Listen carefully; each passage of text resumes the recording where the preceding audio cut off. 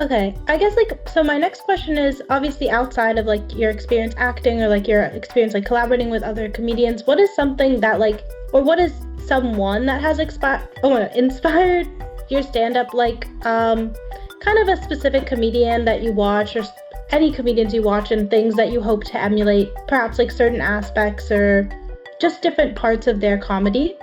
Absolutely. So my biggest inspiration from, I think, the beginning of my comedic journey has been Steve Martin. I also love how I just said his name, Steve Martin. In the beginning of my comedic journey, Steve Martin has been probably my number one inspiration, just because of the way that he embodies persona and satire, and was really and is just an entertainer, but then also career-wise, I love his trajectory, how he is equally a writer and a performer. And he did he really broke into the film industry. So that, he's been kind of my number one. Somebody who, and she's really having her time right now, Meg Stalter. I am a really big fan of hers. I'll never forget the first time I ever saw her perform.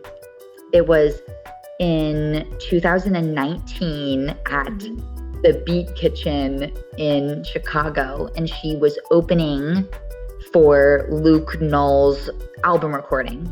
And I remember it was a very small room, and she did her act, and I was blown away. And I remember thinking, and I'm so curious if I journaled about it that night, I remember thinking oh my God, comedy can be like this. You don't just have to go on stage and kind of be you don't have to be boring.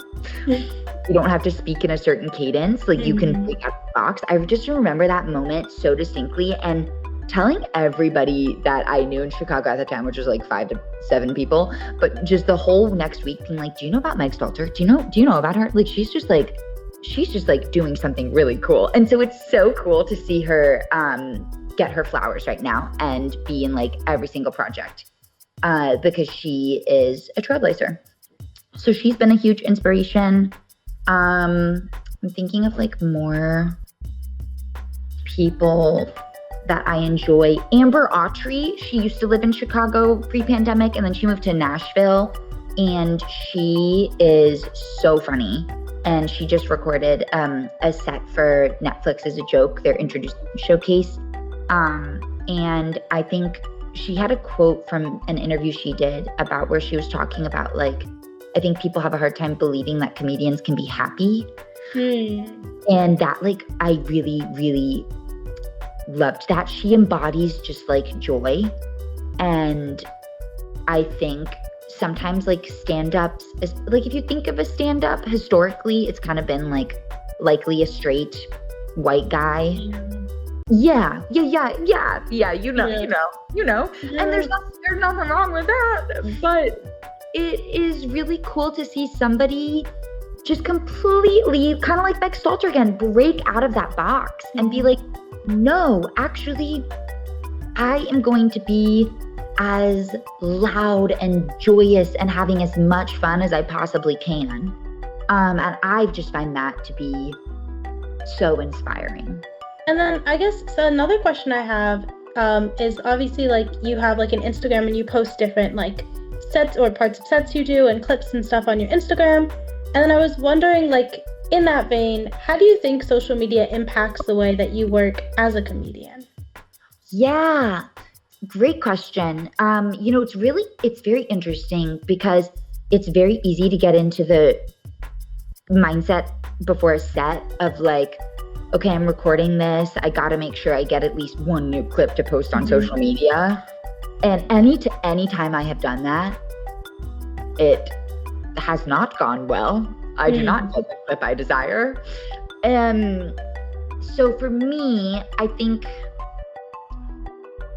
dare I say it, but here we go. I'm not a fan of social media as a comedian, not right now in my journey. I am still I'm still finding my voice. It's really funny because when I was in Chicago and when I left Chicago, I was like, that I did it. I found my voice. I'm done. And then I moved here and I was like, oh no, that wasn't my voice. That wasn't my voice. Like that was a persona voice. And so like, I do sometimes feel this pressure to post content. And to me, it feels very performative because social media is performative. And I am really much more of a fan of like, I hope I get discovered via word of mouth, or I hope I get my big break organically. I don't dream of a clip of mine going viral. In fact, that kind of sounds like hell. I know that that would probably lead to getting more followers and all that jazz, but that is not a career goal of mine. I would love to grow an in-person audience. I know though, to do that, you kind of have to play the social media game. So it's this very interesting dichotomy. I am very aware that posting on social media is a necessity of this job. And so something I have personally been working on is figuring out what type of content I'd like to share and how I can have fun making it. So I really do enjoy making photo collages when I have time. I think that's really fun. And then I find that's a good practice for me to like actually share who I am and my authentic voice and like what's actually going on in my life. And then, I mean, sometimes though too, I guess maybe to contradict everything I just said, it's so fun. Like after you have a killer set, then you remember that a camera was recording. And that's a great feeling where you're like, oh yeah, I just got a good clip.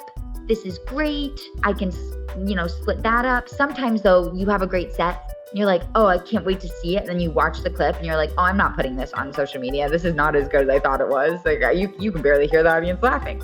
So it's, I would say, and I am, you can quote me on this, I'm the first person to ever say this, social media is a double-edged sword, but it's one that I guess we do have to use at this point. I do dream though, in like 5 or so years, if we're all still around, I dream of having just a landline and email. I would love, that's the only way I'm reachable. And yeah, if you really want to talk to me, okay, memorize my phone number. That's kind of how I'm feeling right now. I would love to not have Instagram. I do feel differently about TikTok. I like TikTok because I'm very anonymous on there. Absolutely no one. I'm like in the 200 view zone per post. So I just post whatever I want to. It's not necessarily funny. Sometimes it's a picture of a salad I ate for lunch and that's it. And I enjoy TikTok for that reason because I don't care about how I'm being perceived. I don't like to think about how I'm being perceived. That's exhausting. Yeah. I guess another thing is that you've mentioned a lot, like, I feel like a lot of what you've come up with has the word like fun in it. So I'm wondering, when you're doing comedy, is the central thing that you're seeking for is like fun or kind of this like feeling of like play? Yes, and thank you. You were a fantastic active listener, by the way. This is a really delightful interview experience, so thank you very much. Yes, play is at the heart of absolutely every single thing that I do. I have, and I think that's probably why ego-wise, I could kind of care less about like making it, because I really I think the effort in of itself is the reward. And if you are in the moment and having fun and tapping into that part of yourself, like that's the gift right there. And I think play is encouraged as children, and then it's not.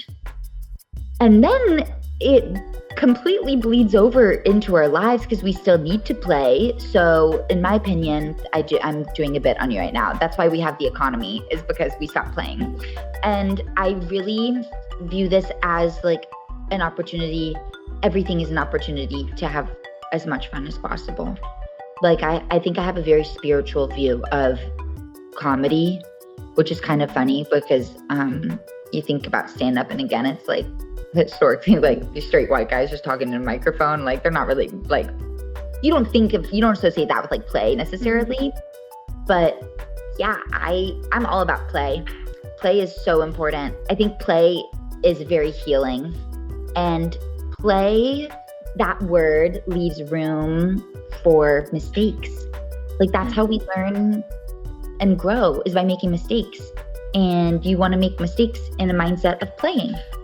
Do you feel like it's easier to make mistakes when you're like in this mindset of playing, because it's like more of a casual or like less like high pressure or high stakes kind of a situation or environment you create for yourself? 100%. The less pressure there is, and I've talked to so many stand-ups who have had this similar experience where they have said the less that they care before a set, the less pressure they put on themselves, the better their set goes, because they're able to embody play and they're able to get into that non-judgmental inner child mode where anything goes. And I feel like in that moment, you're able to like really tap into the most fun parts of yourself, the most creative parts of yourself. What do you think is like a set, if you have an example of a set that you remember that you feel like you most embodied kind of a play, or you felt like it was something that you weren't like making high stakes and you just felt like you were really kind of being authentic and like within your inner child? Yeah, I think it was actually one that I had most recently here in LA. It was like the first like set that I've had here where I was like, oh, I killed, like that, which was such a good feeling. And I went up, and my goal for the night was to not slip into persona or caricature mode, but to really be myself. And I maintained that the whole time. And I had so much fun. I was nervous for like the first minute.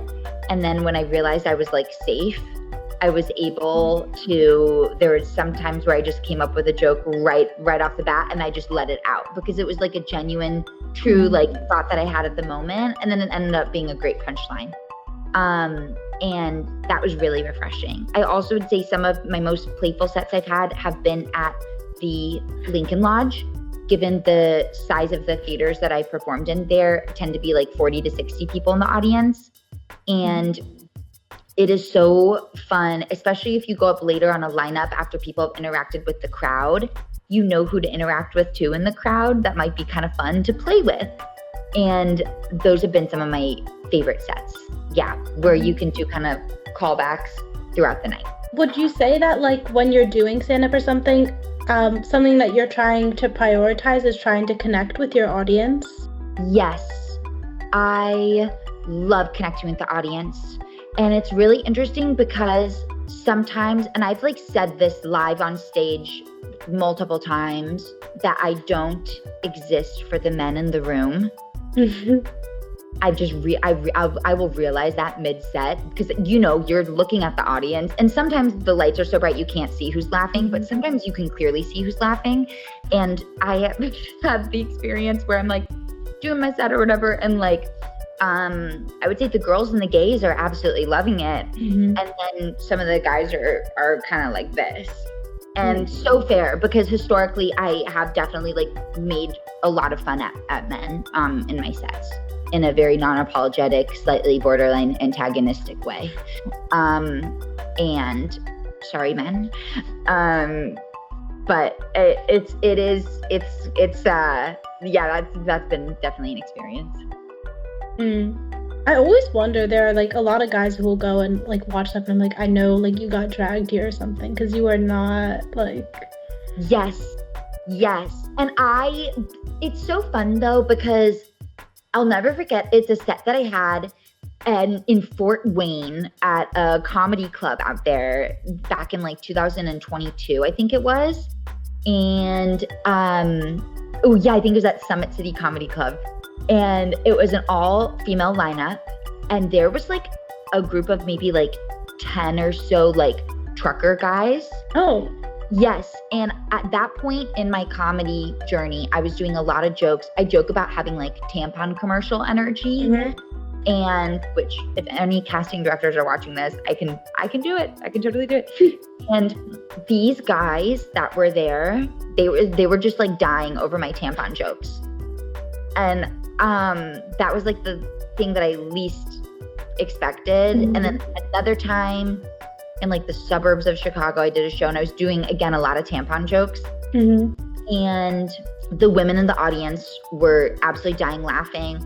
And by proxy, the men that they were with were laughing because their like wives were laughing. And after the show, I talked to like a few of the guys who were like, I didn't understand a single thing you were saying, but my wife was cracking up, so thank you for that. And I was like, oh yeah, you got it, dude. You got it. And that's a beautiful moment. Yeah. I wonder what the trucker guys knew about. Like, I know. But who knows? Maybe they like know about tampons from experience, you know, with them in the household. I have no idea, but they were like eating that up, and I was like, oh, I'm so glad it's landing with you guys. I thought I was gonna bomb. I mean, tampon girl energy is like definitely like I feel like it's such an essence, and it is like so definable. Like, I feel like you would like think of the word and you'd be like, like, I don't know what this is, but like it is such like an essence. Like, it's such a thing. Yeah, no, 100%. Okay. So another question that I have is like, what is something that you'd love to write a set about or like a joke about, but you just like haven't had time yet to get to it? Yeah, I would really like to write, and that's a really, really wonderful question because it's directly kind of tied into this journey that I'm currently on, which is writing about how I view the world and what my actual beliefs of the world are. And I would love to write, I'd love to write about the world, but I would really love to write about my disappointment in the world and with the way that it has been constructed, the way that our reality has been constructed. And this is like such a big topic that like it would be really fun to like craft a whole hour around this. And that's something I've never done, which is I'm like, I'm going to do an hour about this, about the need for play and the need for creativity and the need to disembody capitalism. Like, I would love to talk about like the really big issues and less so tampons and blowjobs. And don't get me wrong, like both tampons and blowjobs, hilarious topics in of itself. But I do feel like right now I have so much to say about how I actually view and interact with the world, and what I think the world needs. And yeah, I would love to be able to talk about that. Like war is something we're currently seeing across the world, and I'd love to be able to get on stage and share my views of that. I think it's embarrassing what we're doing. Do you find that it would be something more difficult to write about those kinds of topics and to make light of that kind of a thing? Or you think that's something that you think would be like valuable for you, or just like valuable, obviously, like in general? I think it would be very valuable for me personally, absolutely, to be able to articulate my worldviews and then to share them with an audience and try and connect with people. I think it would be valuable too for audiences because I know that I'm not the only one who's experiencing these thoughts and the only one who is utterly disappointed in the systematic flaws that we're all experiencing right now. And I think, writing about it and creating an hour about it that is strong is definitely difficult. Absolutely. But I think in a way it's gonna be almost like easier than writing like this, like in the hacky, because I will say my style has generally kind of been a little hacky, which I love hacky, but it's going to be a little bit easier than writing like the hacky stuff because I'm not just focused on like, okay, is the punchline strong? But instead I'm like, oh, is the whole concept strong? And like, I'm able to actually speak from what I believe in. I don't have to think through a lens. Okay, well, moving on to something like unserious, I have one last question for you, which is like a very unserious, goofy question. Okay. But my question is, if you could bring a prop up on stage, like when you're doing some kind of when you're doing stand-up, like what kind of a prop would you bring? How would you use it? And why that prop specifically? Oh, that's a wonderful question.